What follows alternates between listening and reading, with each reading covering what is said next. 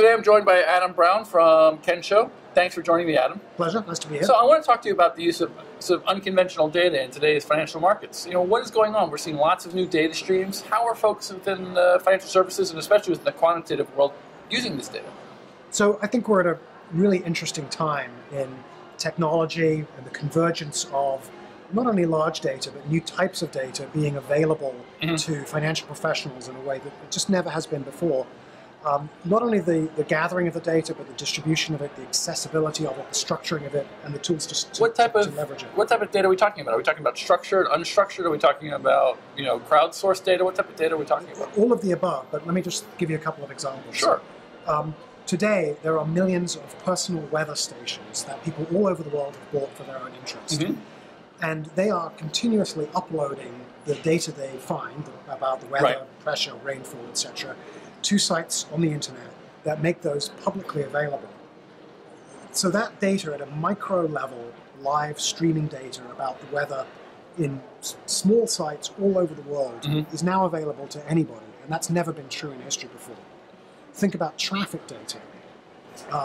I actually started my career working for a company that made those boxes that sit by the side of a road. Oh, they count traffic, yes, exactly. And those used to be big proprietary lumps of metal that were chained to a light post, yes. Those things now are little hockey puck-sized devices that are embedded in the roads and broadcast the data, the cars. So streaming data. And there are some municipalities that make that data publicly available. But how is that data finding its way into the financial services? So we're at a point where the availability of that data, combined with the discovery tools, the structuring tools, the analytics and visualization tools, are giving opportunities for people to incorporate that into their investment processes in ways that just hasn't been true before. That's not hitting the mainstream yet, but we know that a number of leading hedge funds and banks are starting to incorporate data flows like that.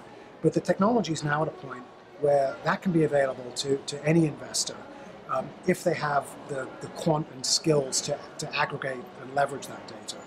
At Kensho, we're starting to experiment with some unconventional data sources and help people aggregate news events, political events, economic and business events, and start to model themselves how those events have affected asset prices in the past to discover interesting correlations between world events and the way that asset prices move.